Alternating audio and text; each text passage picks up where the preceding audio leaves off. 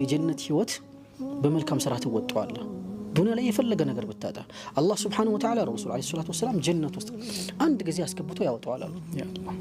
አንድ ጊዜ እንደዚህ ዝም ብሎ ነክሮ فيغمسه غمسة አንድ ጊዜ ነክሮ ያወጣውና ዱንያ ላይ የተጠቀመን በጣም ጸጋ ያየን ሰው ነው አሉ። እንደዛ የሚያደርገው በጣም ጸጋ ያየን ሰው አሁን በዘመናችን ማን ልጠራለት ይችላል?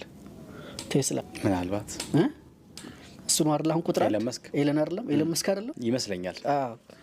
አሁን በጣም ጸጋ ያየን ሰው አላህ Subhanahu Wa Ta'ala ጸጋ ያየውን ባሪያውን አውጥቶ ያወጣዋል። هل رأيت في الدنيا نعمة قط ይለዋል።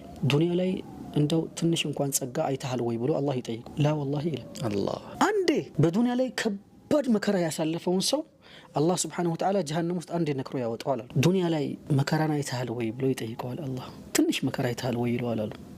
والله لا يهم ይላል አላህ። ስለዚህ ዱንያ ላይ የምታሳልፈው መከራ ከአኺራ መከራ አይበልጥም፣ ከጀሃነም መከራ አይበልጥም፣ ከጀሃነም ፈተና አይበልጥም።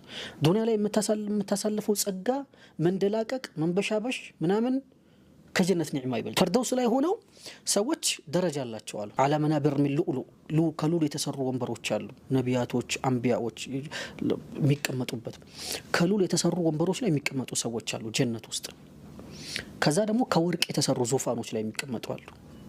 ከዛ ከብር የተሰሩ ዙፋኖች አሉ። ከጀነት ብር የተሰሩ ዙፋኖች ላይ ማዕድን ከዛ ላይ የሚቀመጡ አሉ።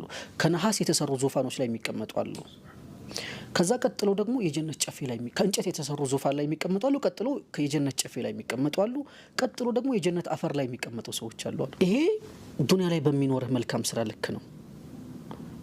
ይሄን ስታስብ አኺራን ስታስብ ጀነትን ስታስብ የዱንያን ፈተና ሁሉ ተረሳዋለህ። ዱንያ ላይ ያለው ሁለት ረካዓ አላህ አንድ ሙእሚን እኛ አሁን የምናስበው ስለ ሳይንሱ አውርተን ስለጨረስን ብዬ ነው። የምናስበው ስለ አኺራው ነው። የምናወራው ስለ አንድ ሙስሊም በአላህ ስለሚያምንና በአላህ ስለሚያምን ስለ አንድ ሙእሚን ሰው ያወራን ነው ያለነው። ያን ካወራን ስለ አኺራ ነው የምናወራው። ሌላ ምንም አይነት እንትን የለንም። ስለዚህ አንድ ሰው ዱንያ ላይ ሁለት ረካዓ ሳይሰግድ ለቀራት አለው ጀነት ላይ ይቆጫላል። انظر كيف فضلنا بعضهم على بعض ዱንያ ላይ እንዴት አድርገን በኢኮኖሚ እንዳበላለጥናቸው ተመልከት ይላል አላህ። ወለልአኺረቱ አክበሩ ደረጃት ወአክበሩ ተፍዲል አኺራ ላይ በጣም ትልቅ አይነት መበላለጥ አለ ይላል አላህ Subhanahu Wa Ta'ala። حتى ዱንያ ላይ ቁጭ ብላ አሁን ጨረቃን ስታያት ወይ ከዋክብቶችን ስታያቸው ላይ ናቸው አይደል? እንደዛ ታያቸዋለህ ማለት ነው። ርቀቱ ማለት ነው።